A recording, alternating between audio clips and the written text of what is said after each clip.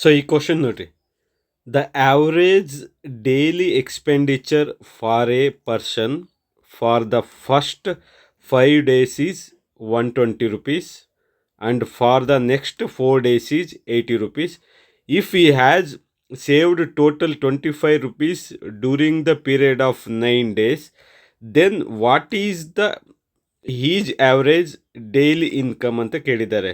Option 9 ರೂಪಾಯಿ, option 2 105, option 945, ಆಮೇಲೆ 120.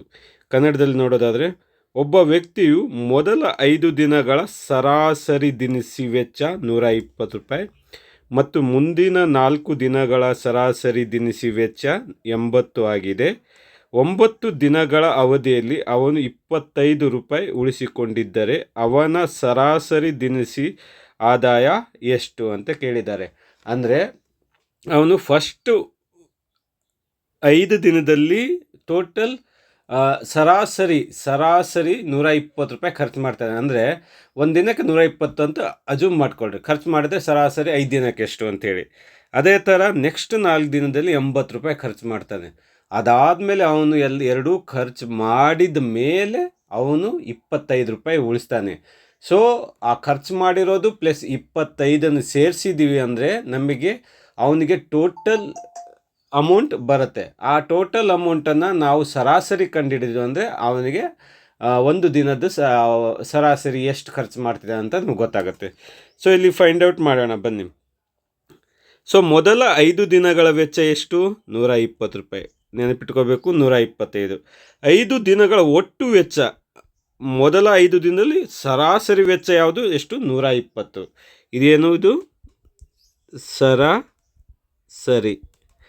ಹಾಗಾದರೆ ಅವನು 5 ದಿನ ಈ ಸರಾಸರಿ ವೆಚ್ಚದಲ್ಲಿ 5 ದಿನ ಮೊದಲ 5 ದಿನದಲ್ಲಿ ಇದು ಮಾಡ್ತಾನೆ. ಹಾಗಾದರೆ ಎಷ್ಟಾಗುತ್ತೆ ಅವನಿಗೆ? 120 ಇಂಟು 5 ಮಾಡಬೇಕು ನಾವು. ಸೊ ಎಷ್ಟಾಗುತ್ತೆ?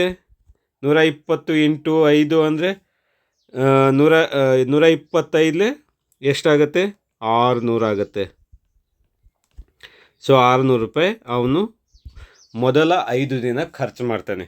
ನೆಕ್ಸ್ಟ್ ಮುಂದಿನ 4 ದಿನಗಳ ವೆಚ್ಚ 80 ರೂಪಾಯಿ ಪ್ರತಿದಿನ ಅಂತ ಖರ್ಚು ಮಾಡ್ತಾನೆ.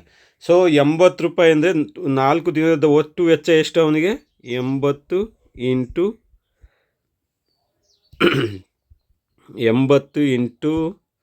4. ಸೊ 8 4 32. ಸೊ ಈ 320 ರೂಪಾಯಿಗಳು.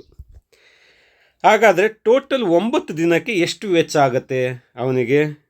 ನಾವು ಮಾಡಬೇಕಾಗಿರೋದು 600 ಜೊತೆಗೆ 320 ಕೂಡಿಸ್ಬೇಕು ನಾವು. ಎಷ್ಟಾಗುತ್ತೆ ನಮಗೆ? 920 ಆಗುತ್ತೆ. ಅವನು ಎಷ್ಟು ಉಳಿಸಿದ ಹಣ? ಎಷ್ಟು? 25 ರೂಪಾಯಿ ಉಳಿಸಿದ. ಸೊ ಇಲ್ಲಿ 25 ಇವೆರಡನ್ನು ಕೂಡಿಸ್ರಿ, ಆವಾಗ ಅವನಿಗೆ ಟೋಟಲ್ ಇನ್ಕಮ್ ಎಷ್ಟಾಗುತ್ತೆ? ಅವನಿಗೆ ವೆಚ್ಚ 945 ಆಗುತ್ತೆ. ಸೊ ಇಷ್ಟು ಹಣ ಅವನ ಕೈಲಿರುತ್ತೆ ಫಸ್ಟಿಗೆ. ಆ ಹಣದಲ್ಲಿ ಅವನು 5 ದಿನಕ್ಕೆ ಇಷ್ಟು ಖರ್ಚು ಮಾಡ್ತಾನೆ, ರಿಮೈನ್ 4 ದಿನಕ್ಕೆ ಇಷ್ಟು ಮಾಡ್ತಾನೆ, 25 ರೂಪಾಯಿ ಉಳಿಸ್ತಾನೆ. ಸೊ ಒಟ್ಟು ಆದಾಯ ವೆಚ್ಚ ಎಷ್ಟಾಯಿತು ನಮಗೆ?